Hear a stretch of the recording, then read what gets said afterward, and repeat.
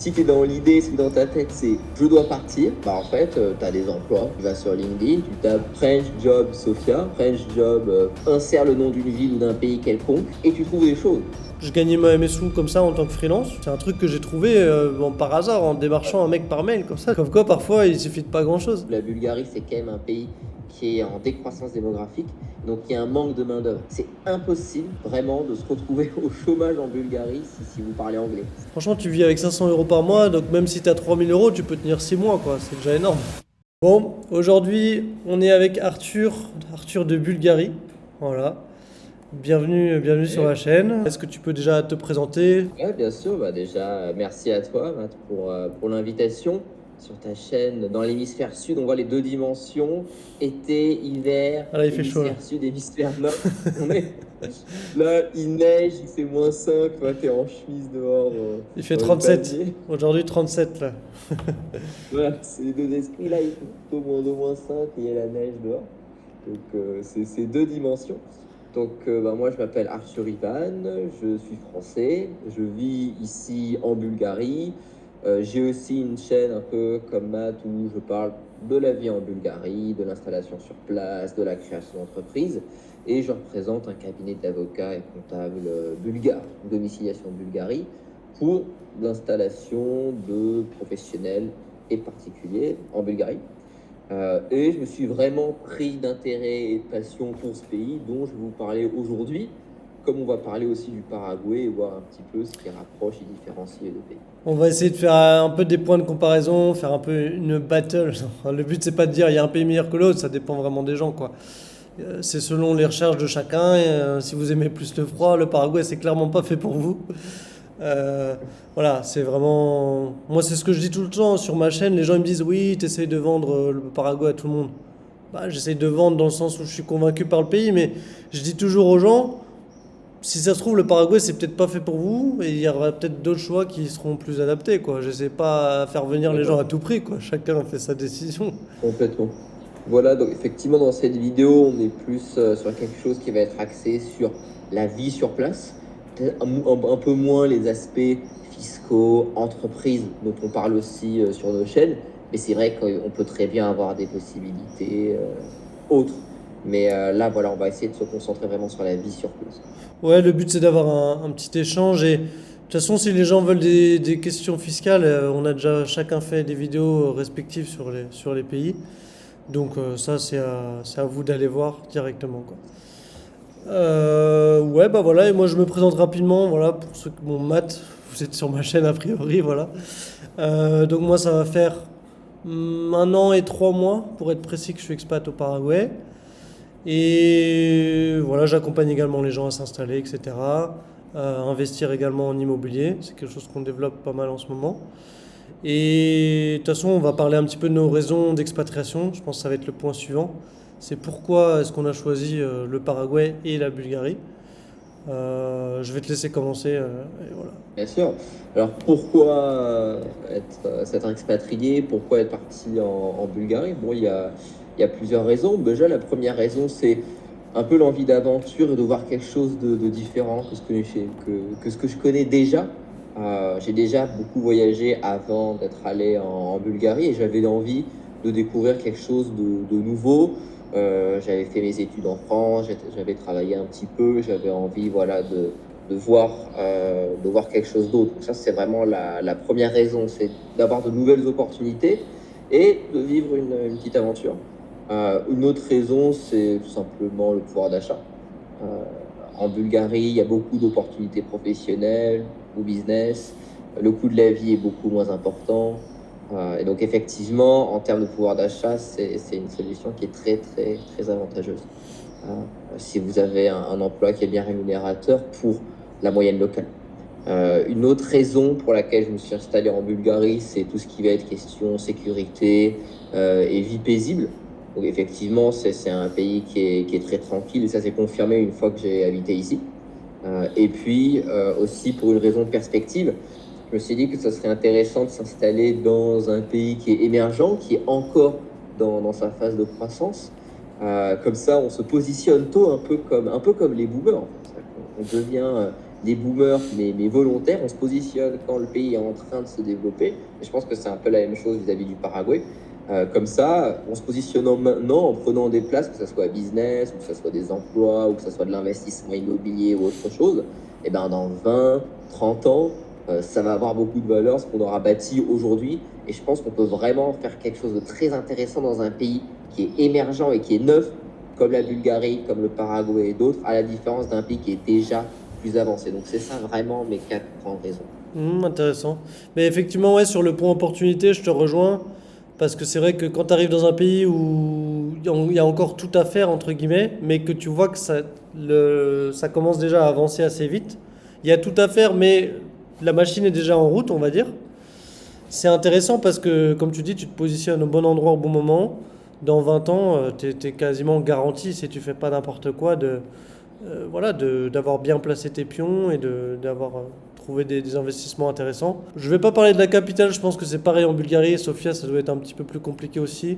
En termes d'investissement, je pense qu'il y a déjà pas mal d'investisseurs à Sofia.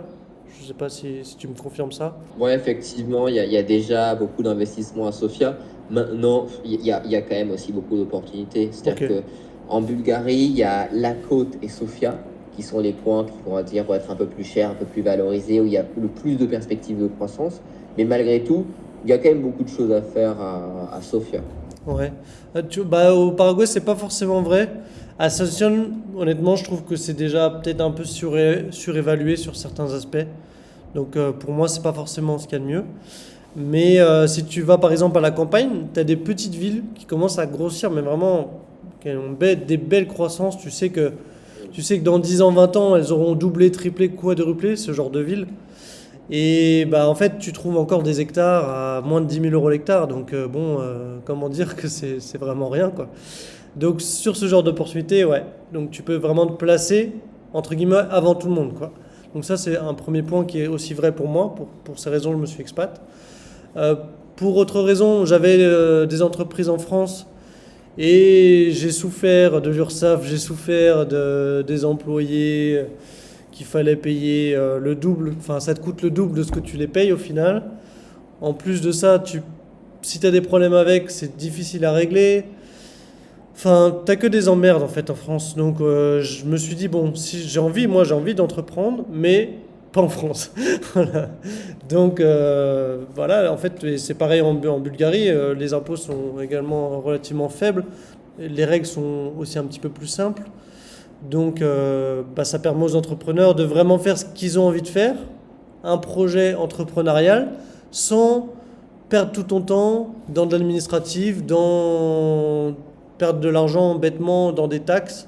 Alors voilà, je remets pas en cause que les taxes ça sert à rien, ça dépend comment c'est utilisé. En l'occurrence en France c'est mal utilisé actuellement, mais il y a des pays où ça peut être plus ou moins bien utilisé.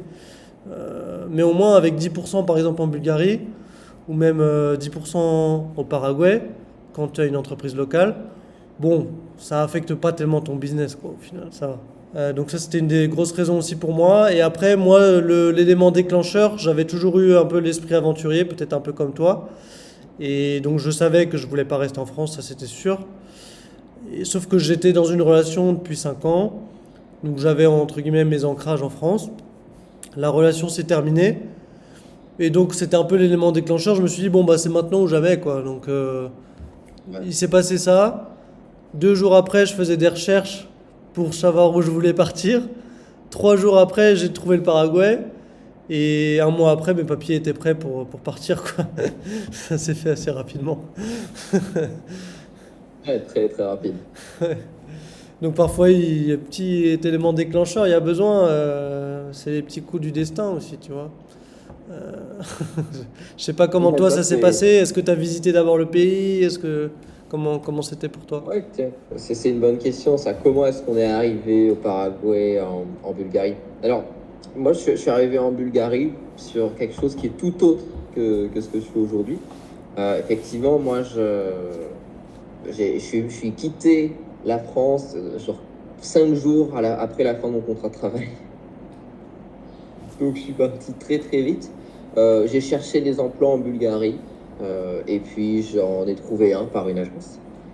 C'était un travail de service client. pour un site de casino en ligne que je ne nommerai pas. Ah ouais, carrément. Mais c'était un peu comme ça, ouais. Ok. Et j'ai bossé 6 mois chez eux, hein, quelque chose comme ça. Mais c'était un taf de service client, comme il en existe des milliers en Bulgarie et dans les pays émergents. Ouais, en Et réalité, ouais, je te coupe, désolé, mais voilà, peut-être qu'on est un peu critique sur ce genre de boulot parce que c'est pas très sexy, mais en réalité, pour quelqu'un qui veut passer le cap rapidement, qui n'a pas de revenus en ligne ou un truc comme ça, c'est une solution temporaire du moins. Ça permet de partir, quoi. Alors en complètement. Amérique du Sud, c'est compliqué parce qu'il n'y a pas vraiment ça, parce que c'est loin de l'Europe, les fuseaux horaires, etc. En Amérique du Sud, c'est possible de travailler plutôt avec les États-Unis. En Europe, c'est vachement bien parce que ce que tu dis, ça existe assez facilement, notamment en Portugal, Bulgarie, tu peux trouver facilement.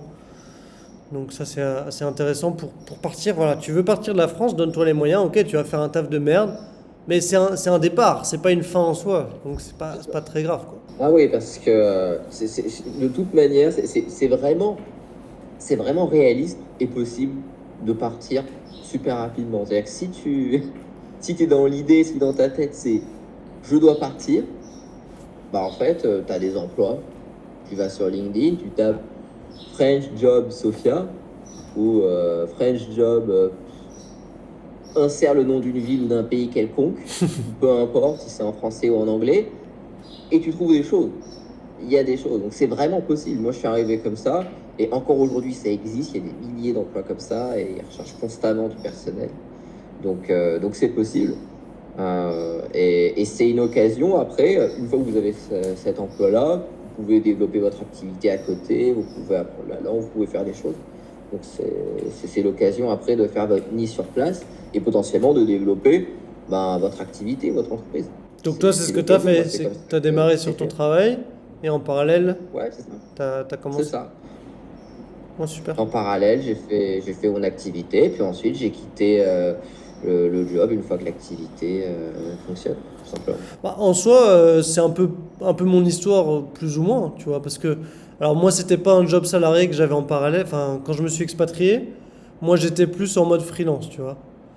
J'avais un seul client unique, donc c'était quand même potentiellement risqué, mais Ouais. c'était un client avec qui, tu vois, je passais quand même pas mal de temps, et j'avais confiance, je savais que c'était pas quelqu'un qui allait me lâcher du jour au lendemain, tu vois. Et voilà, je gagnais mes sous comme ça en tant que freelance. C'est un truc que j'ai trouvé bon, par hasard en démarchant un mec par mail comme ça, tu vois. Comme quoi parfois il suffit de pas grand chose. Et après, voilà, bah, c'était sympa comme travail, mais ça me passionnait pas plus que ça, quoi. Euh, et du coup, j'ai développé mon activité en parallèle. Et donc au final, c'est un peu la même histoire que toi, quoi.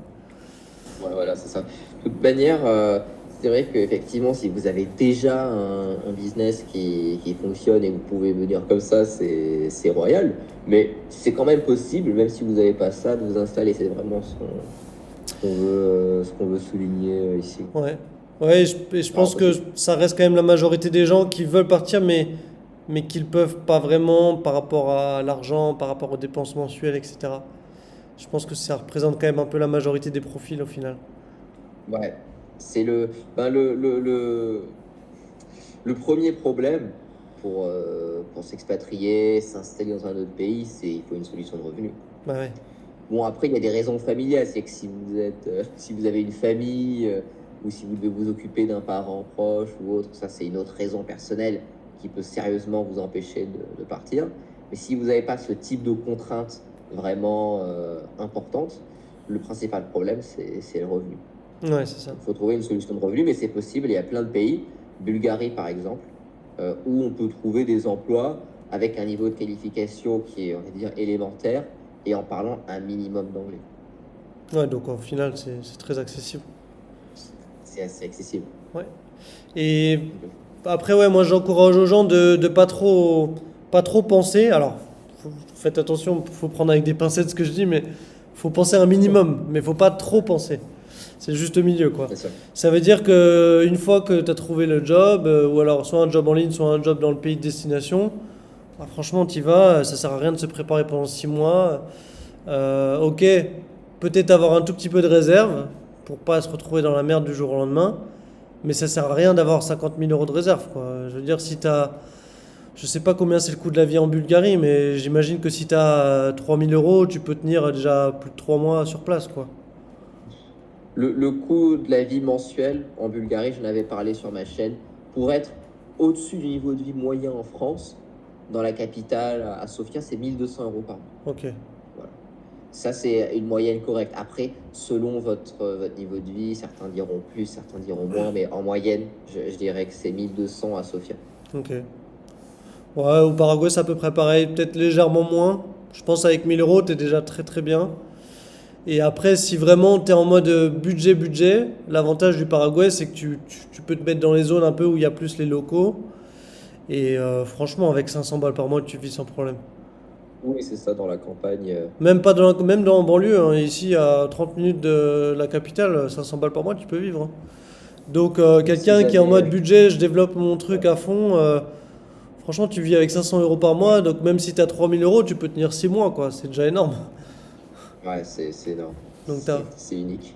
ouais, t'as pas besoin d'avoir une si grosse réserve au final. Ouais, c'est l'avantage de pays comme ça. C'est-à-dire quand on est dans un pays émergent, un pays qui est pas trop riche, si jamais voilà, il y a une petite crise ou ça tourne mal et vous êtes un peu à sec, vous pouvez survivre. C'est ça. Vous avez plus de marge de survie, Ah bah c'est clair. autonome. Après, en soi, en France, à la campagne, c'est aussi moins cher, mais c'est quand même pas C'est vrai, comparable, quoi. C'est quand même pas comparable. c'est pas 500 € non plus. Non, c'est clair. Alors, on a fait une petite liste de sujets à aborder.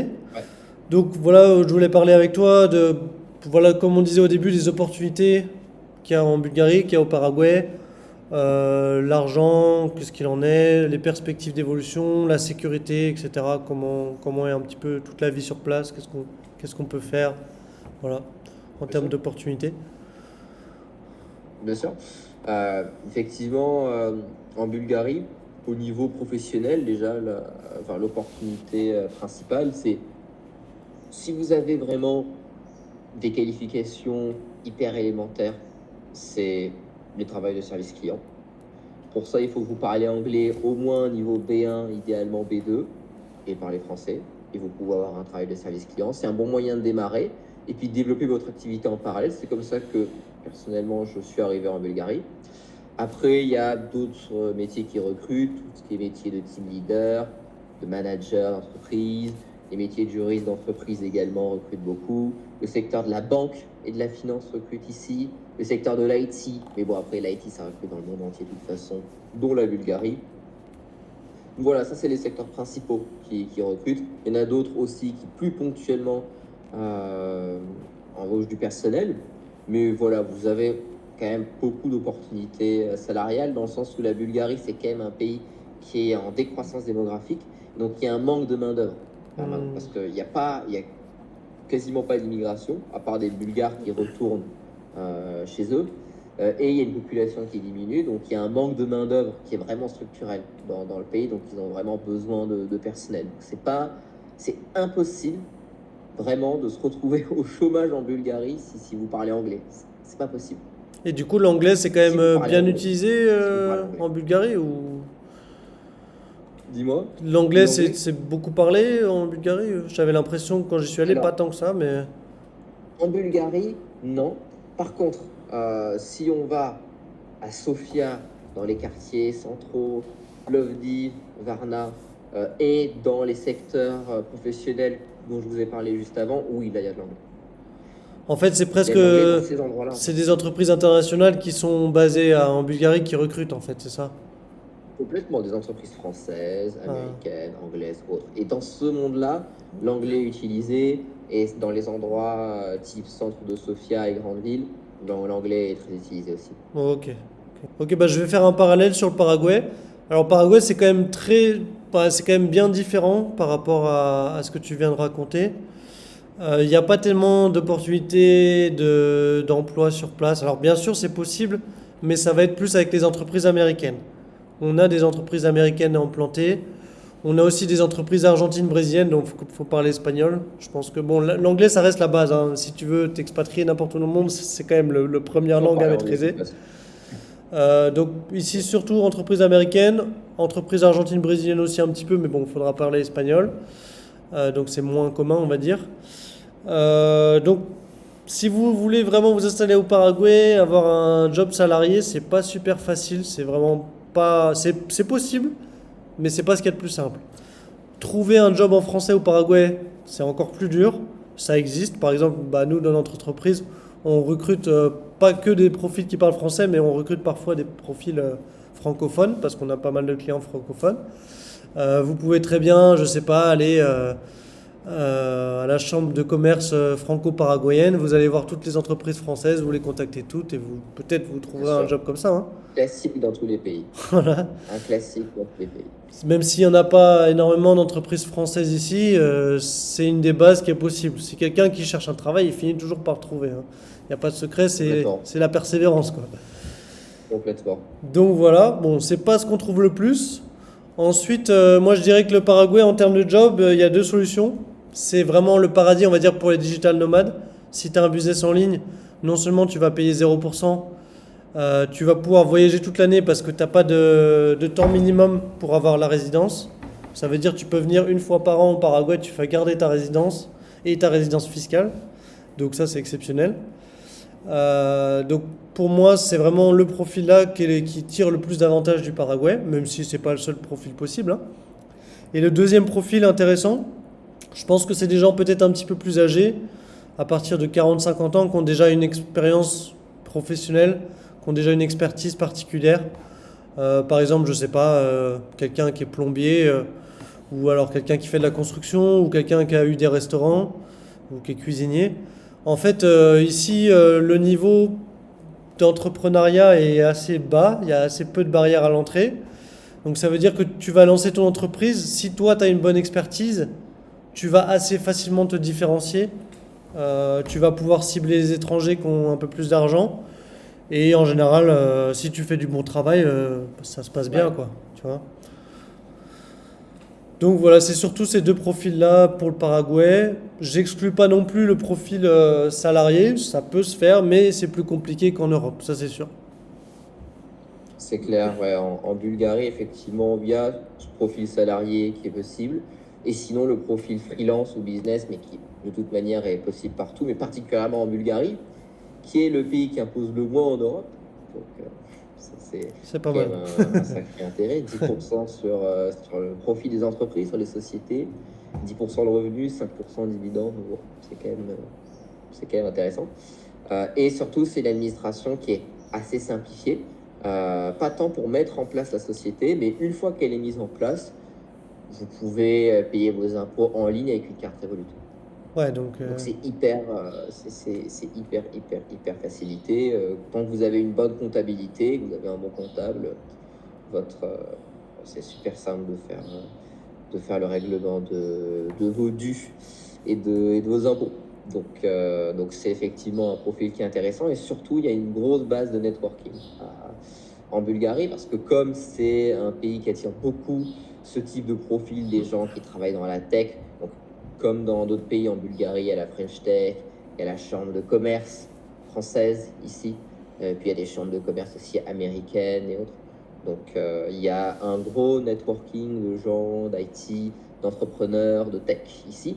Donc si vous voulez vous faire un réseau, c'est aussi un endroit qui est complètement adapté avec beaucoup d'événements qui sont organisés ici. Donc effectivement, les profils entrepreneurs, freelance et salariés sont adaptés ici. À condition que vous parliez anglais, après ça c'est pour tous les pays, mais effectivement c'est important de parler anglais, au moins un minimum. Bien que je connaisse des Français qui parlent que français et qui arrivent quand même à se débrouiller ici et à faire leur activité, il vaut mieux quand même parler anglais. c'est toujours Mais plus ça c'est comme facile, partout. c'est De clair. toute façon c'est comme partout. Et du coup, il y a une petite commu expat quand même, il y a pas mal de monde. Moi, j'étais passé quelques fois à Sofia. Ouais, C'est vrai qu'à ouais, bon, à l'époque, il y complètement. avait un peu plus de Français. Je crois qu'il y en a pas mal qui sont partis entre-temps, mais Ouais, c'est vrai. C'est vrai. Des Français en Bulgarie, alors des gens qui sont inscrits au registre consulaire, il y en a peut-être 2-3 000. ok. Après, avec si tu comptes tous ceux qui ne sont pas inscrits, peut-être qu'il y en a 5 000. C'est pas un grand pays d'expat, dans le sens où c'est pas Montréal ou Londres où il y a 100 000 Français, mais c'est pas un pays où il y a personne non plus. Il y a quand même une communauté qui est assez importante, surtout concentrée à Sofia et sur le littoral, principalement, pardon. Ouais. Euh, il y a une communauté, et dans la communauté française, il y a encore une fois le cercle un peu plus corporate avec les entrepreneurs, les freelances. Donc effectivement, là, vous avez beaucoup d'événements liés à l'ambassade, aux chambres de commerce. Donc si vous voulez, encore une fois, vous faire un réseau, je rebondis sur ce que j'ai dit avant, vous avez tout le réseau qu'il faut en francophone, en plus de tous les événements anglophones, parce que le cercle anglophone il est encore plus grand. Et puis également, il y a beaucoup d'événements plus casuals, plus ludiques, comme des échanges linguistiques. Par exemple, les échanges linguistiques, c'est un très bon moyen d'échanger, de rencontrer. En plus d'apprendre le bulgare et l'anglais, c'est un moyen par lequel j'ai pu me faire des rencontres, quoi, très clairement. Ok. Bah, c'est J'ai vrai, pu me faire pas mal de potes. ici aussi, on a. Bon, c'est. Voilà, je vais peut-être critiquer un peu dans cette vidéo, mais on a l'Alliance française à Asunción qui, honnêtement, est pas super active. Hein. Si jamais ils me regardent, les gars, je vous soutiens, mais faites un truc, quoi. Mais bon, tous les vendredis, il y a des rencontres franco. Enfin, pour parler français, quoi. Et du coup, parfois, il y a des Paraguayens qui viennent ou il y a d'autres Français qui viennent. Et du coup, ça, c'est cool. Ça permet de faire des rencontres. Et moi, j'avais rencontré des gens comme ça aussi. Je sais pas si tu Ouais, as c'est l'Alliance super. française aussi à Sofia. Même principe. Oui, l'Institut français, ici. C'est le même principe. Il y a un Institut français avec il y a des cours de français, de bulgare, il y a un club de lecture, il y a toutes les activités d'échange que font les élèves français à l'étranger et qui fonctionnent très bien. Qui fonctionnent très bien, j'y vais régulièrement. C'est Cool, top, c'est vraiment super. top. Ils sont très actifs. Il y a ils font tout le temps des trucs. Et principalement, c'est des Bulgares francophones qui y travaillent. Ok. Donc c'est plein de Bulgares qui parlent français. Et il y a un peu de français dedans. Donc c'est C'est bien. sympa. Mais la Bulgarie, c'est pas forcément le pays où il y a le plus de communautés françaises en Europe de l'Est. C'est surtout beaucoup les anglo-saxons qui vont être là. Il va y avoir beaucoup d'anglais, allemands, C'est vrai que les néerlandais Britanniques, surtout, j'ai l'impression qu'il y en avait énormément. britanniques, ouais, Surtout sur la à côte, fond. il me semble. À fond, plein de Britanniques. Ouais. Plein. Donc ça va surtout être les gens voilà, germaniques, anglo-saxons qui vont être en Bulgarie, mais il y a aussi une petite communauté française. Donc vous avez de quoi faire des rencontres largement. Et puis les Bulgares, si vous êtes à Varna ou à Sofia, vous allez avoir des anglophones, surtout à Sofia, donc vous pouvez largement rencontrer tant que vous parlez un anglais au moins élémentaire. Ça, c'est cool. Bah, en vrai, c'est un peu pareil ici. Niveau réseau, c'est vrai qu'on va pas être sur le pays où il y a le plus de monde. Hein. C'est pas le Brésil. Le Brésil, voilà, ça attire. La Colombie, ça attire plus, forcément. Mais bon, il y a quand même une petite communauté de Français. Honnêtement, ça commence à se développer. Il y a de plus en plus de gens qui Ouais. viennent. Nous, ce qu'on fait aussi, et là, je m'engage devant la caméra, c'est que déjà, on organise des. Ça, on le fait déjà. On organise des repas avec nos clients, etc. Donc, pour faire un petit peu de mise en relation. Super. Et là, ce qu'on veut faire, c'est faire des after-work en 2025. Donc, on a des bureaux, on a un espèce de petit jardin dans nos bureaux. Et donc, on voulait organiser des événements là-bas. Donc, voilà. Bon, je l'ai dit, ça y est. On verra si ça se fait ou pas, Super. mais normalement, on va essayer. Donc, voilà, le but, c'est de favoriser la rencontre entre les gens, etc. Et même si on n'est pas nombreux, bah, au final, c'est quand même des gens qui se ressemblent et moi, je préfère parce que si tu vas en Thaïlande, ok, t'as plein d'expats, mais t'as tout quoi. T'as tout et quand je dis t'as tout, c'est t'as pas que du bon quoi. Tu vois ce que je veux dire? Ouais. Bah, c'est que c'est des petits pays, quoi, Bulgarie, Paraguay. Ça va attirer un profil qui est plus particulier, qui est beaucoup plus ciblé, quoi. Là, c'est clair. De gens qui ont vraiment envie d'être là. C'est des gens qui Que te ce soit ressemblent plus aussi. professionnels, qui font des Quand, trucs vraiment quand particuliers. tu vas échanger avec les gens, bon, tu vas avoir plus de points communs en général. Enfin, Ouais, c'est vrai. donc ça, c'est cool. Ok, bah, je pense qu'on a fait le tour là-dessus. Je sais pas si tu voyais d'autres choses à dire. Bon, juste une petite chose que je vais dire pour rebondir, c'est que pour parler un peu des opportunités, bon, une chose dont on avait parlé un petit peu avec Matt en préparant cette émission, c'est que le fait de vivre en Bulgarie, pour moi en tout cas, et bah, tu me diras, c'est un peu un accélérateur de vie. Tout va beaucoup plus vite, les opportunités vont plus vite, et en quelque part, la communauté française ou expat, c'est comme un village. Parce que c'est qu'une toute petite fraction des gens qui habitent ici, là où on est. Et donc tout va beaucoup plus vite. Les opportunités business vont plus vite, les rencontres amicales vont plus vite, tout va plus vite. Et en fait, la vie va juste plus vite. C'est-à-dire que ce que j'aurais mis peut-être 5 ans à faire en France, je le vis en 1 an ici, quoi. Donc, je sais pas comment tu le sens, toi, mais le Non, fait c'est clair. que la- le réseau soit plus petit, que aussi le fait d'avoir moins de charges administratives, ça permet d'avoir plus de marge de manœuvre, ça permet de prendre plus de risques, tu vois. Euh, Ouais, c'est clair. et je pense que la vie, elle s'accélère beaucoup plus quand on est installé dans un pays comme ça. Qu'est-ce que t'en penses? Bah ouais, effectivement, je suis plutôt d'accord avec toi. En fait, tu as deux aspects. Bah, tu as l'aspect argent pur, c'est-à-dire à la fin du mois, tu vas avoir plus d'argent dans ta poche. Donc Ah forcément, ouais, parce que l'effet boule tu de fais plus de neige, ça va trucs. plus vite. Ouais, c'est Donc ça. ça, c'est indéniable, tu peux pas dire non. Et deuxième aspect, c'est l'aspect plutôt psychologique, je dirais. Alors, tu as la fameuse citation, tu es la moyenne des 5 personnes qui t'entourent. Voilà, bon, c'est des trucs un peu clichés. Mais dans le fond, bah, c'est pas complètement faux, quoi. Je veux dire, C'est pas complètement faux. je veux dire, après, en France, voilà, moi j'ai mes potes, j'ai ma famille, etc. Mais c'est pas forcément des gens qui me ressemblent. Alors, je vais pas de dire, je vais pas aller jusqu'à dire que c'est des gens qui me tirent vers le bas, c'est pas le cas, mais c'est juste que c'est des gens qui ne comprennent pas forcément quelle est ma vie, qui ne comprennent pas ce que je fais Ok. et qui ne me ressemblent pas sur l'aspect entrepreneurial du moins ou sur mes valeurs. On peut pas vraiment parler politique avec ma famille parce que sinon ça se passe mal en général. Mais tout ça, c'est des choses que, en fait, à l'étranger, sur la plupart des expats que tu vas rencontrer, les gens vont avoir les mêmes valeurs que toi, ils vont avoir les mêmes idéologies, ils vont avoir les mêmes motivations. Si tu es entrepreneur, tu vas pouvoir rencontrer des gens qui te ressemblent vraiment. Et en fait, bah, ça, tu vois, moi aussi, bah, au Paraguay, j'ai rencontré mon associé actuel. Et je pense que le succès de l'entreprise qu'on a aujourd'hui, bah, il est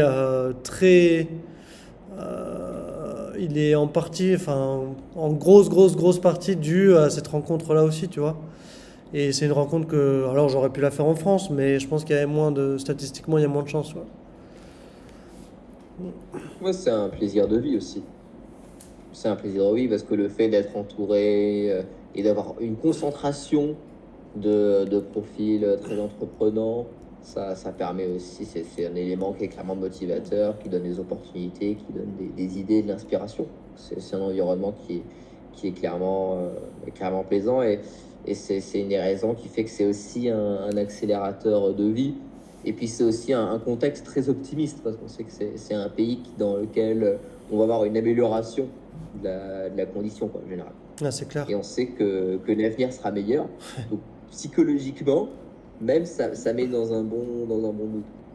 Ouais, et comme tu disais, toutes les choses vont plus vite, toutes les choses sont alignées, t'as moins de problèmes. Enfin, pour le moral, en fait, c'est juste meilleur, quoi. Je sais pas. Ouais. C'est sûr. C'est Et, sûr. et ouais, je parle souvent du profil entrepreneur et je sais qu'il y a beaucoup de gens qui nous regardent qui sont pas forcément entrepreneurs. Mais le message que je veux transmettre, c'est presque l'entrepreneuriat au sens large. C'est plus de dire, est-ce que tu as envie de construire quelque chose? Moi, j'ai beaucoup de clients qui sont pas forcément entrepreneurs, mais ils ont ce désir de construction. Donc c'est pour ça que je dis vraiment entrepreneur. C'est juste avoir un projet. Ça peut être un projet professionnel, ça peut être un projet de vie. Au final, ça revient au même. C'est des gens, peut-être les gens sont pas entrepreneurs, mais ils veulent arriver dans un pays, je sais pas, acheter un terrain, construire leur maison, faire leur potager, je sais pas, monter une petite pizzeria, j'en sais rien. Ouais. C'est pas forcément de se dire je veux faire une multinationale, mais c'est d'avoir un projet de vie ou projet professionnel.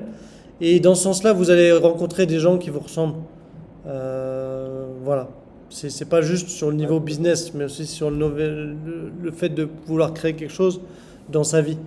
Et c'est pour ça que pour moi, c'est de l'entrepreneuriat au sens large, en fait. Ouais, c'est ça, au profil aventurier. C'est ça. C'est ça. Alors, qu'est-ce qu'on avait mis d'autre de choses à voir? Euh, Des rencontres sur place. Ouais, les rencontres sur place et sortir. Est-ce que je sais pas si toi tu Ouais. sors un petit peu. Mais bien sûr. Ouais. Bien sûr, moi, quand je suis arrivé, alors en janvier, un petit peu moins, mais si, toujours. Et surtout quand je suis arrivé au début. Sortir, c'est très important dans votre première année sur place.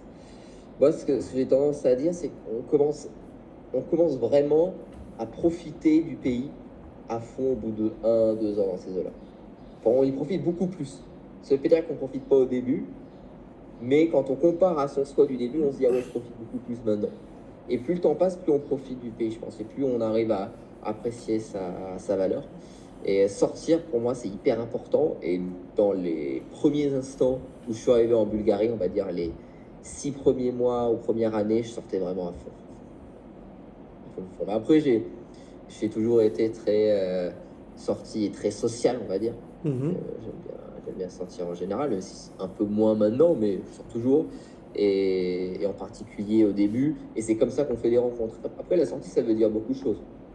Les événements linguistiques, par exemple, c'est un très bon moyen de rencontre. Après, il y a le classique, un bar. Un bar, c'est aussi un moyen de faire des rencontres. Ça peut être dans un parc, à l'extérieur. Ça peut être des restaurants. Ça peut être des événements divers. Ça peut être des événements qui sont corporate ou des événements qui sont plus ludiques, comme des événements sportifs ou autres. Donc, il y a vraiment énormément de choses à faire. À Sofia, vous ne pouvez pas vous ennuyer. Et été comme hiver, il y a tout le temps des activités, que ce soit des clubs de sport, que ce soit des échanges linguistiques, que ce soit des bars. Quel que soit ce que vous aimez, vous allez avoir quelque chose. Ok. C'est une capitale dans laquelle vous avez vraiment tout. Ouais, Et à Varna également aussi, il y a beaucoup, beaucoup d'activités. et culturellement, il y a pas mal de choses à faire. Ouais, Ouais. complètement. Ok. Complètement. Que ce soit en termes de concerts, que ce soit en termes de musique, de clubs de danse ou autre. Il y a vraiment de quoi Ok. Alors, pour mettre en parallèle au Paraguay, je dirais que c'est peut-être un petit peu un des défauts, c'est que culturellement, c'est peut-être un petit peu moins développé. C'est pour ça que je dis aussi il y a encore tout à faire parce qu'il manque encore pas mal de choses. Pour autant, il y a quand même des activités, c'est possible de faire pas mal de choses en cherchant, faire. Ouais. en payant, et en plus c'est pas cher, donc tu peux faire beaucoup plus avec ton argent. Pour autant, tu peux quand même rencontrer, on va dire, le parallèle avec la Bulgarie, c'est qu'ici, les Latins, bah, ils sont beaucoup plus ouverts au premier abord. Bien Euh, sûr. Ouais. Ici, tu peux très facilement te faire inviter chez des gens, tu peux très facilement prendre des contacts de Paraguayens. Et donc, en fait, c'est très facile de s'insérer sur place. Alors, je sais pas en Bulgarie, moi j'avais une impression peut-être un petit peu négative parce que c'est vrai que les pays de l'Est, ils sont plus froids au premier abord. Mais bon, on m'a aussi raconté beaucoup d'histoires où ils me disaient que bah, une fois que tu connaissais les gens, bah, ils t'accueillaient vraiment comme part de leur famille, quoi. Donc, je pense que Ouais, effectivement. c'est juste le premier abord, Ouais. quoi. Effectivement, là, dans les pays latins, hispanophones, que ce soit Espagne, Amérique latine, il y a une amicalité qui est extrême Ah ouais, c'est. et qui est vraiment incroyable. Ça, c'est unique au monde. Je ne sais pas s'il y a beaucoup d'autres pays qui sont aussi amicaux. Mais en tout cas, effectivement, en Bulgarie, du premier abord, il y a une certaine pudeur. C'est-à-dire que c'est une culture où on essaie de ne pas être trop invasif sur l'espace de l'autre. C'est assez pudique, quoi. Malgré tout, une fois que vous avez brisé la glace, vous pouvez vraiment vous faire de bons amis. Voilà. Ok. Et on peut vraiment se faire des contacts et on peut vraiment avoir un bon cercle. Ouais, c'est deux approches un peu différentes, ouais, je pense. Et moi, C'est je, tout à fait différent. je pense que c'est propre à chacun, en fait. Pour des gens extravertis qui n'ont pas de mal à faire des rencontres, peut-être qu'en Bulgarie, ça sera pas vraiment un problème parce que ils vont parler facilement aux gens et ils vont se faire des C'est contacts. clair. Pour des gens peut-être comme moi, plus introvertis, c'est vrai que l'Amérique latine, c'est un vrai cheat code, quoi. Parce qu'en fait, c'est les C'est gens clair. qui viennent te parler, donc t'as rien à faire, quoi. C'est clair. Ah, c'est vrai, c'est vrai. Effectivement, là, à quelque chose sur la Bulgarie, si vous êtes vraiment introverti, un pays comme la Bulgarie ou les pays d'Europe de l'Est en général, même si un peu moins les Balkans, si vous êtes très introverti, personne n'ira vous parler. C'est ça. C'est-à-dire il faut faire la démarche d'aller vers les autres. Après, effectivement, il y a des contextes spécifiques. Je sais pas, vous êtes dans une soirée, Mais dans un bar, ok, là, on va vous aborder. Donc, il y a des contextes particuliers. Faut pas exagérer. Mais en général, c'est plutôt ce que tu dis, c'est vrai. Il faut que vous fassiez un minimum d'efforts. C'est pour ça que si vous êtes introverti, il faut faire un effort pour aller un peu vers les autres. Ça va pas tomber sur vous comme ça. après, pour autant, enfin voilà, c'est vrai aussi au Paraguay. Enfin, je veux dire, si tu fais aucun effort social, à un moment, il se passe rien non plus, quoi. Mais, euh, Oui, voilà. mais pour autant, tu vois, moi, je donne un exemple. Dans ma première salle de sport où j'étais, il y avait un prof. Et, à chaque coup, on n'était pas nombreux, donc on discutait. Déjà, moi, ça me permettait de pratiquer mon espagnol, donc c'était cool. Ça me fait un prof de conversation gratos. Et tu vois, il m'avait invité à son anniversaire. Alors que voilà, on se connaissait pas plus que ça, quoi. Mais bon, c'était cool, quoi. Génial. Non, c'est super. Ouais. Ouais, puis c'est des pays où, voilà, une fois que vous avez un bon contact, vous conservez. Ouais, C'est en clair plus, qu'en c'est l'effet boule de Bulgarie, neige, quoi. Une fois que t'en connais un, t'en et connais cinq. Une fois que t'en connais cinq, t'en connais ça. 25. Et après, ça termine jamais, quoi. Après, ça, c'est un peu partout pareil. Ouais, En c'est clair. l'occurrence, de toute manière, si vous avez la tête sur les épaules et que vous allez vers les autres, à peu près n'importe où, vous pouvez rencontrer. Ouais. Non, Ça, en mais tout cas, je le pense. ouais, c'est une inquiétude souvent, je pense, les gens ont, surtout quand tu pars tout seul. Alors, quand tu pars en famille, c'est un peu différent. T'as toujours ton support émotionnel, on va dire. Quand tu pars tout seul, c'est toujours un peu la question que tu te poses, c'est ouais, je vais débarquer dans un pays, je connais personne, machin. Mais ouais, dans le fond, je pense qu'il faut pas s'inquiéter. Si tu fais un minimum d'efforts, tu as toujours un moyen de rencontrer des gens. Si tu passes aussi par des services comme le mien ou comme le tien, je pense que bah, il y a moyen aussi que les gens ils t'indiquent bah, où est-ce que tu peux aller rencontrer des gens. Peut-être même te Complètement. mettre en relation directe avec certaines personnes déjà sur place. Donc ça te fait déjà une première base physique, quoi, on va dire. C'est ça qui est intéressant. Complètement. Complètement. Ce problème de la rencontre, faut vraiment Pour moi, c'est je pense, pas un vrai problème, en pas vrai. trop, pas trop se prendre la tête dessus. Je Non, pense que c'est pas vraiment un très gros souci. C'est pas très compliqué de rencontrer. non, c'est un faux problème, en vrai. Ça peut faire peur, mais c'est pas justifié, je pense. Non. Ok, je suis d'accord. Yes. Alors, est-ce que on avait dit qu'on raconterait peut-être des petites anecdotes. Ouais. Je sais pas si t'avais préparé des trucs ou si t'as des petits trucs un peu croustillants. J'ai pas trop Toi, réfléchi, t'as mais préparé des. j'en ai deux, trois comme ça. J'en ai deux, trois quand même. Donc je sais pas si tu veux commencer. Écoute, je te laisse l'honneur de commencer. Ok, je vais commencer par une anecdote gentille et après on verra ce qu'on peut faire. Alors ouais, moi juste pour illustrer peut-être le propos sur le fait que les gens sont cool. euh, j'étais voilà, j'étais logé chez quelqu'un au début quand je suis venu ici. Et Hmm. j'étais allé faire un tour. Il habite à peu près à 3 kilomètres de la ville la plus proche. Et voilà, j'étais allé faire un tour, c'était dans une petite ville, pour réparer mon téléphone. Je sais plus trop le contexte. Mais donc j'étais à la boutique, je répare le téléphone, etc. Tout se passe bien. Et donc je rentre chez lui à pied. Donc j'étais sur le bord de route en train de marcher. Et au bout de 3 minutes que j'étais en train de marcher, il y a un camion qui s'arrête. Et il me dit, ah, tu vas vers où? On te dépose, machin. Et bah, du coup, je suis monté avec eux, ils m'ont déposé. Et voilà, je faisais pas du stop, hein, je tiens à préciser. C'était juste, j'étais en train de marcher. Bon, j'étais en plein cagnard sur le bord de la route. Ouais. Donc, c'est pas quelque chose. Enfin, ils se sont dit, bah, le mec, on sait pas où il va, quoi. Mais enfin, c'est pas forcément normal de marcher sur le bord de la route comme ça. Et du coup, ils sont arrêtés pour m'aider et ils m'ont emmené. Et voilà, quoi. Cool. Simplement, plutôt cool de leur part, quoi. J'avais rien demandé. Très très cool. Ouais, des rencontres comme ça aléatoires. Moi, ce que j'aimais faire au début, quand je suis arrivé, pour essayer de sortir un petit peu, parce un piège dans lequel on peut tomber quand on s'installe dans un autre pays, c'est de rester entre Français ou entre étrangers en général. C'est bien un petit peu d'avoir les deux. C'est bien de rencontrer le cercle français et les expats, mais je pense qu'il faut aussi avoir en parallèle un cercle plus local. C'est bien d'avoir les deux. Et au départ, ce que je faisais, c'est que je sortais tout seul. Euh, Ce qui n'est pas évident au début, hein, même quand on est social, franchement, dans un nouveau pays. Donc je sortais tout seul et voilà, je parle un peu aux gens au hasard et j'essaie de faire des rencontres. Et comme ça, j'ai commencé une soirée tout seul. Puis à la fin, on est 10 gars ensemble, une espèce de troupeau qui se promène dans Sofia. Et puis il y a des rencontres, de nouvelles rencontres, de nouvelles rencontres. Et je me suis fait pas mal de potes comme ça. Putain, C'est un bon moyen. Puis après, vous gardez contact avec les gens et voilà. stylé, stylé. Et aussi une autre anecdote, on va dire un peu générale que j'avais, c'était au niveau des rencontres. Rencontres, bah, par exemple sur les applis de rencontres, des choses comme ça. En Ouais. fait, ici, en fait, les filles, elles sont très cool et vraiment aidantes. Et même parfois, je parlais avec des filles depuis pas longtemps.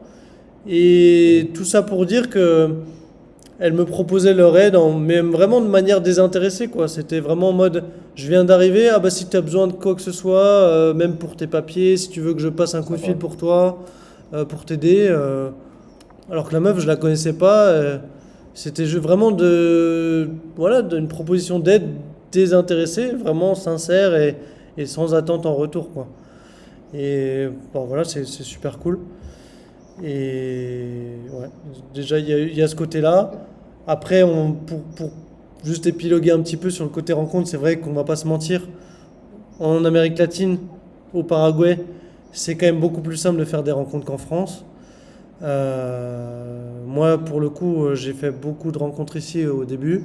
Enfin, beaucoup, tout est relatif, quoi, mais c'était beaucoup plus simple, quoi. Et j'ai fait des trucs, j'ai vécu des aventures que je pense que j'aurais jamais pu vivre en Europe. J'avais rencontré quelqu'un comme ça et je suis parti en vacances au Brésil alors qu'on se connaissait depuis genre une semaine. Et on est parti en trip comme ça au Brésil ensemble.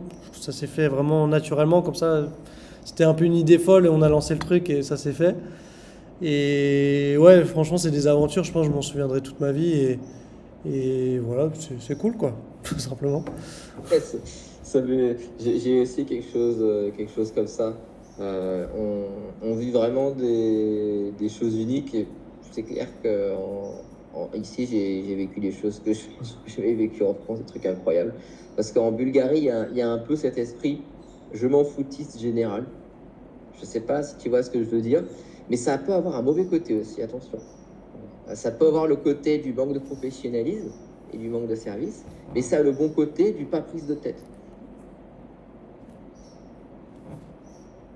Et une fois, j'étais dans un restaurant, et puis tu vois, il y a quelqu'un qui va me parler, qui me parle en français, jeune aussi, et qui me dit alors t'es français? Je fais ouais, super, ok, top. On se revoit demain, alors on se revoit demain.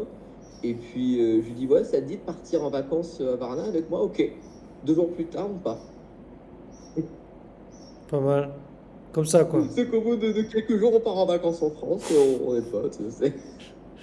Bah ouais, mais je C'est- sais pas. Quand t'es étranger, en fait, les relations c'est- sont jamais pareilles. C'est toujours différent. Mais il y a un espèce d'esprit kermesse où c'est un peu la fête foraine. Tu rencontres des gens super facilement. Au bout d'une semaine, c'est ton pote. Tu, Ouais. ouais, Ah non, c'est tout, quoi. ça n'a rien à voir, ouais. C'est Mais tout, ça, c'est tout. vrai qu'en fait, en fait, en France, quand tu rencontres quelqu'un, en fait, t'as toujours des étapes à valider, j'ai l'impression. Et à l'étranger, les étapes, elles, tu vois, elles sont beaucoup plus rapides ou alors parfois elles n'existent même pas, quoi. Ouais, c'est vrai en C'est, France, après, on a beaucoup de règles sociales. En France aussi, c'est un peu particulier à la France, mais il y a pas mal de règles avec des étapes, avec une certaine pudeur. ouais. On peut pas forcément être proche de quelqu'un très rapidement. En France, c'est pas trop dans la culture. Non, c'est clair. Alors qu'il y a des pays où ça va être beaucoup plus rapide. Ok, bah ouais, mais en vrai, des anecdotes comme ça, il y en a tellement. Enfin, c'est comme on dit de manière générale, c'est qu'en fait, tout va plus vite à l'étranger, quoi, au final. Tout va plus vite. Et surtout, que j'apprécie beaucoup en Bulgarie, c'est le côté très relax. Très relax, surtout.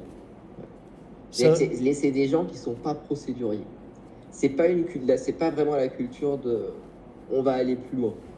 ouais, C'est Bah, C'est ça peut avoir plutôt des aspects négatifs, je pense. C'est le cas aussi ici, hein. totalement. Ah, mais ça a complètement des Je aspects pense qu'on est négatifs. pareil là-dessus en termes de. Complètement des aspects Par négatifs. exemple, je me souviens, moi, quand j'étais au resto en Bulgarie, putain, le service au restaurant, putain, mais c'est dramatique, quoi. C'était- Et ici, c'est Ah ouais, ça, pareil. celle-là. Honnêtement, ici, c'est pareil. C'est Ça, dramatique. mais oui, mais ça, c'est les pays où les gens ont l'esprit plus, tu vois, plus, on prend la vie tranquille. Ah ouais, Voilà, mais. forcément, voilà. Si on prend la vie plus tranquille, c'est dans son ensemble. Ici, faut pas être pressé, faut pas avoir un sens aiguisé du service, parce que ça n'existe pas vraiment, quoi. Ouais. Même si après, c'est vrai qu'au fil des années, j'ai vu quand même un peu d'amélioration. C'est un peu mieux.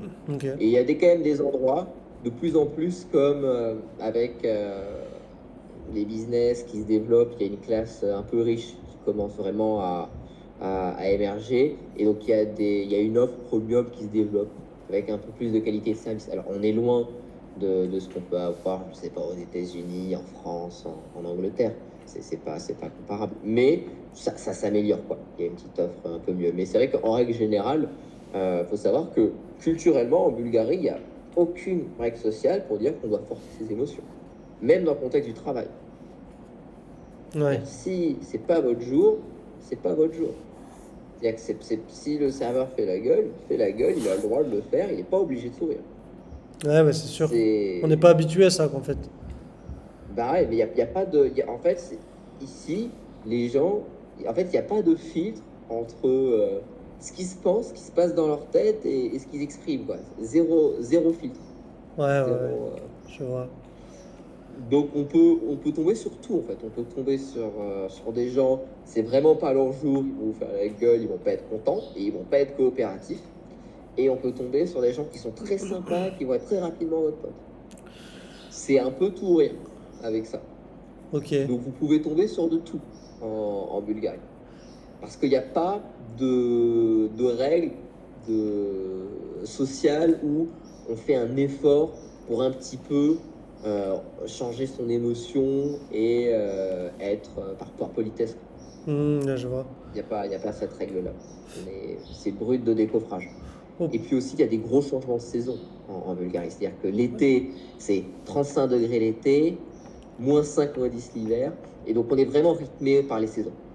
C'est-à-dire que l'hiver, là, c'est un peu plus casanier. Alors, si vous voulez sortir, il y a plein de spots pour sortir, mais largement moins. Ça va être un peu plus casanier. Et l'été, ça sort à fond. Vous n'êtes Ok. pas dans le même pays, quasiment. Ouais, je vois. Pas mal Vous ça. allez en Bulgarie en janvier ou en juillet, c'est pas le même pays en termes de sortie Ok. et de même de comportement des gens.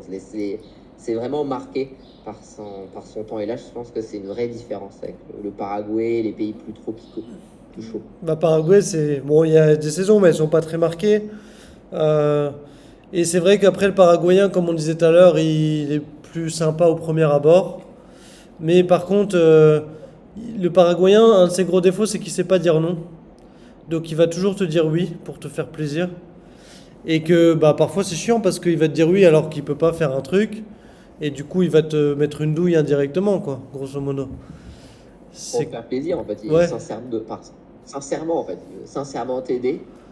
Mais si tu peux pas faire un truc, c'est compliqué. Du coup, le mec, tu lui demandes est-ce que tu peux m'aider pour ça? Le mec va te dire oui. Voilà. Et souvent, c'est le problème, c'est qu'on a des clients, nous, qui disent ah bah vous n'êtes pas avocat et du coup moi je préfère passer par un avocat pour faire les papiers.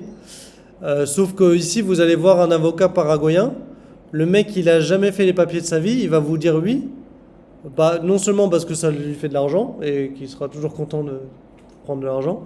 En plus de ça, et voilà, il va dire oui, bon, il va voir quoi, il va apprendre sur le tas alors qu'il l'a jamais fait.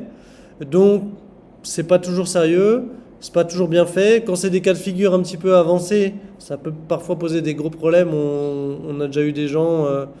qui ont payé quelqu'un et que finalement ça l'a pas fait, donc ça c'est un peu dramatique.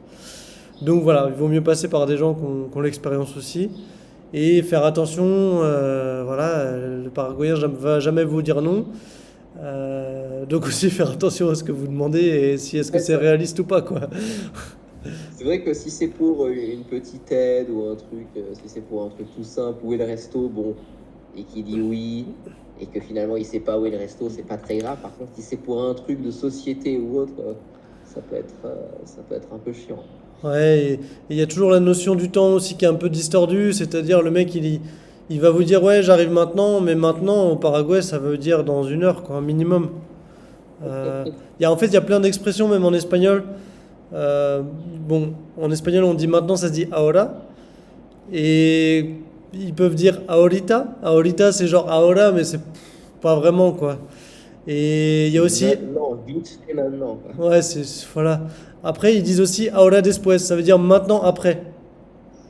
En gros, ils disent maintenant, mais c'est pas maintenant en fait, tu vois. C'est ahora después, c'est genre plus tard quoi. Et t'as plein. Et en vrai, ça se reflète bien, c'est leur manière de parler. Et ça, en fait, ça reflète la manière de penser. C'est qu'en fait, maintenant, c'est pas maintenant, tu vois. Ils disent aussi souvent en un ratito, ça veut dire dans quelques instants. Et moi, quand je dis dans quelques instants, on réfléchit en termes de secondes. Au Paraguay, quand tu dit dans quelques instants, il peut passer 1 heure sans qu'il se passe rien, tu vois. C'est chaud.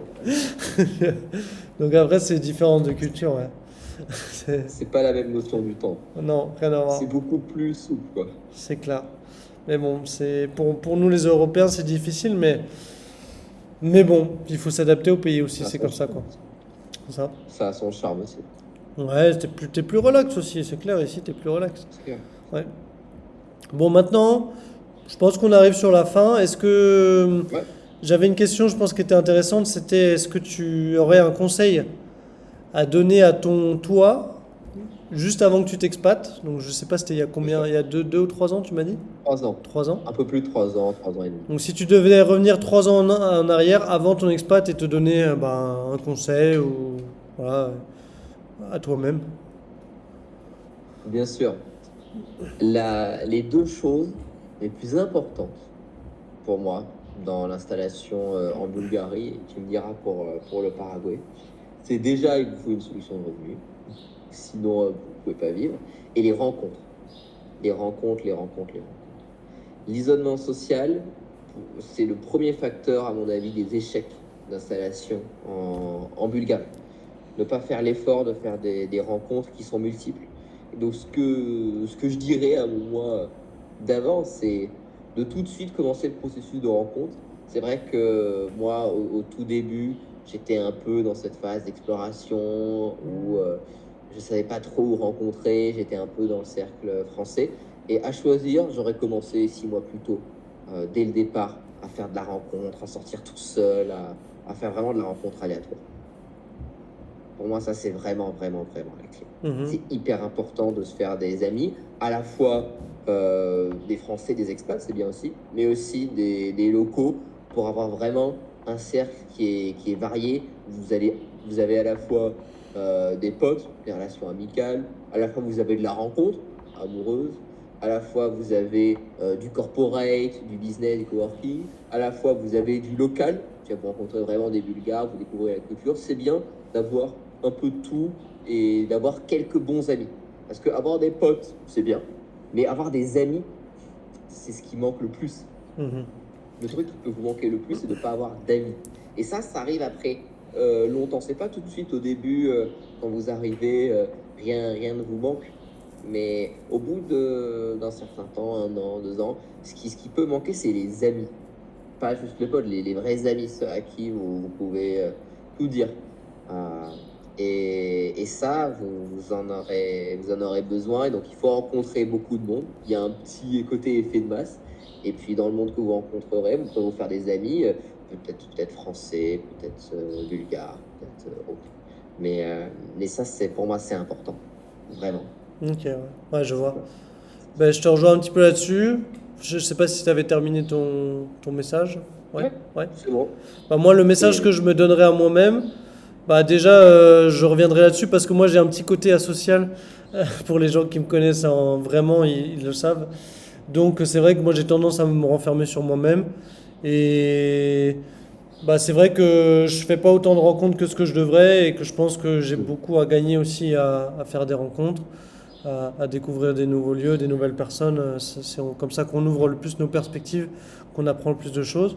Donc ça, c'est toujours quelque chose que je dirais. Et après, sinon, juste le message que j'aurais à moi-même, c'est de dire franchement, fonce, c'est la meilleure décision de ta vie. Honnêtement, moi, je pense que j'ai passé un cap de fou depuis que j'ai bougé. Et toi, ça fait 3 ans, moi, ça fait à peine un an, un peu plus d'un an. Donc même en un an, honnêtement, je pense que j'ai jamais autant avancé dans ma vie. Donc voilà, j'aurais pas grand-chose à dire à part fonce et que ça ouvre énormément d'opportunités et que ça fait une grosse différence et que c'est le début d'une longue histoire, quoi, en fait. Ouais, tout simplement. Complètement. Meilleure décision de ma vie aussi.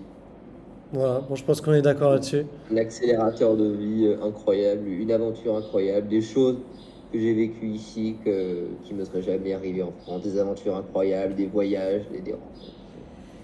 C'est non, c'est une expérience de vie qui est unique, c'est vraiment un changement de vie. C'est ça. C'est vraiment un changement de vie qui s'arrête pas juste à s'installer en Bulgarie ou au Paraguay, mais qui continue sur place avec des rencontres, développer son activité, développer un business, vraiment développer quelque chose euh, et bâtir dans un pays qui a des perspectives intéressantes. Qui a Et, vraiment des perspectives intéressantes. et après, moi, ce que je dis souvent aussi aux gens, c'est que ce soit la Bulgarie, le Paraguay, c'est pas forcément une finalité. Ça veut dire, oui, tu peux aller dans le pays, tu peux bâtir dans le pays, mais en fait, ça te ferme pas les portes. Ça veut dire que si dans 10 ans, tu as une autre opportunité, que tu veux découvrir d'autres pays, ou que si le pays ne te plaît plus, qu'il a évolué peut-être dans le mauvais sens, alors oui, alors il faudra rebouger une nouvelle fois, bien sûr, mais pour autant, t'es pas bloqué. Et l'expatriation, c'est juste un début. Le pays que tu choisis, c'est juste un début. Complètement. Si ça te plaît pas, tu peux en choisir un autre. Si dans 10 ans, dans 20 ans, tu as d'autres projets, tu peux tout à fait bouger. Moi, j'adore le Paraguay, honnêtement, je suis très bien ici. Mais je me dis peut-être que dans 10 ans, je choisirai peut-être à me rapprocher, je sais pas, de la montagne, ou peut-être me rapprocher de la mer. Ouais. C'est aussi en faisant ce choix de bouger et de faire un premier choix que tu vas savoir ce dont tu as besoin, ce qui te manque, etc. Et que tu pourras par la suite faire des meilleurs choix. Ou alors tu peux très bien être expatrié dans un pays et avoir une base et voyager, je sais pas, 3 4 mois dans l'année. Totalement. Ouais. Il ne faut pas se fermer les portes et tu as autant de possibilités qu'il y a de personnes différentes. Donc ça, c'est une chose importante, je pense. Ouais, complètement. Et puis aussi autre chose dont tu avais parlé avant et je rebondis dessus, je pense qu'il y a aussi un piège à être trop dans la planification et la prise de tête. Alors Mhm. c'est important de planifier, hein, faut pas partir comme ça à poil dans un pays sans plan, sans revenu, parce que ça peut être une catastrophe. Mais en tout cas, le fait de trop planifier, de trop se prendre la tête, choisir quel pays et à y réfléchir pendant des années avant de se lancer, c'est pas nécessaire. C'est vraiment pas nécessaire. C'est vraiment possible de rencontrer sur place.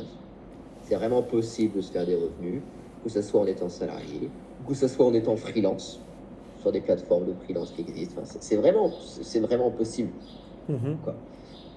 Il faut pas trop vous prendre la tête avec ça. Bon, après, nous, on est déjà installés dans les pays, donc c'est facile une fois que c'est fait de dire, ah, mais c'est facile. Mais c'est vraiment possible. C'est vraiment possible. Donc, vous pouvez le prendre plus cool, préparer aussi, mais sans trop vous prendre la tête. Voilà. Ouais, et faut aussi penser, pire scénario, qu'est-ce qui va se passer? Pas grand-chose, quoi. Tu rentres, quoi. Dire, C'est voilà, voilà, quoi. C'est pas. il se passe rien, hein. Ouais, enfin, C'est tout. c'est pas la fin du Vous monde, allez hein. ailleurs, il y a pas de vrai gros risque, quoi. Il n'y a pas Non. de vrai gros risque. Sauf Et, si, voilà, et après, si pour vous les gens avez. qui ont besoin d'être proches de leur famille, c'est sûr que le Paraguay, c'est peut-être pas le C'est meilleur ça choix, que mais, j'allais dire. mais bon, t'as le Portugal, t'as la Bulgarie, t'as peut-être des pays comme la Roumanie ou encore l'Estonie, même si ça a pas mal évolué dernièrement. Ouais. Voilà, c'est quand même des solutions plus proches, donc ça, c'est peut-être. Il y a plein de solutions plus proches aussi, effectivement. Ce que j'allais dire, voilà, si vous avez une famille, c'est une logistique qui est plus lourde. Mais tu sais, moi, j'ai un client à moi, famille de 5 enfants. Ouais, putain. Menuisier, famille de 5 enfants, il s'installe ici, hein. c'est possible, hein. J'ai des familles de 3 enfants aussi qui s'installent ici, des familles de 1, juste des couples. Donc il y a vraiment de tout et c'est vraiment possible. Évidemment, c'est beaucoup plus compliqué quand c'est une grande famille c'est un jeune célibataire qui peut partir comme ça. C'est clair. Mais c'est plus de logistique, mais ça existe, il y en a qui l'ont réussi. Et par contre, c'est clair que si vous êtes seul, là, vous pouvez y aller tranquille. Surtout que c'est le moment. C'est le moment quand vous êtes seul, avant que vous commenciez à avoir Des voilà, votre attaches, quoi. famille, Ouais. je sais pas, votre femme, que vous commenciez vraiment à être super, super installé. C'est le moment où vous êtes vraiment mobile. Donc c'est le moment de profiter pour faire ce Mhm. genre d'aventure.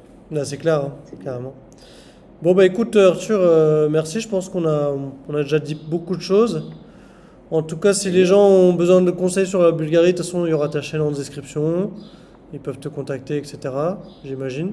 Maths pour le Paraguay. Voilà. Moi, comme d'habitude, vous avez tout en description aussi. Et bah voilà, si vous avez des questions, n'hésitez pas aussi à les mettre dans les commentaires, comme ça on pourra regarder directement.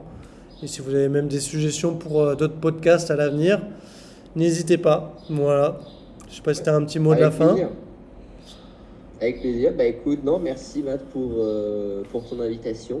Pas de Tu souci. m'as envoyé un peu d'été latin en Bulgarie.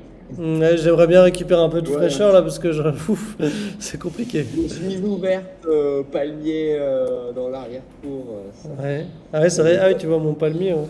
Ouais. Et puis voilà, ça m'empêchera pas cet été de crever de chaud, mec. C'est comme ça.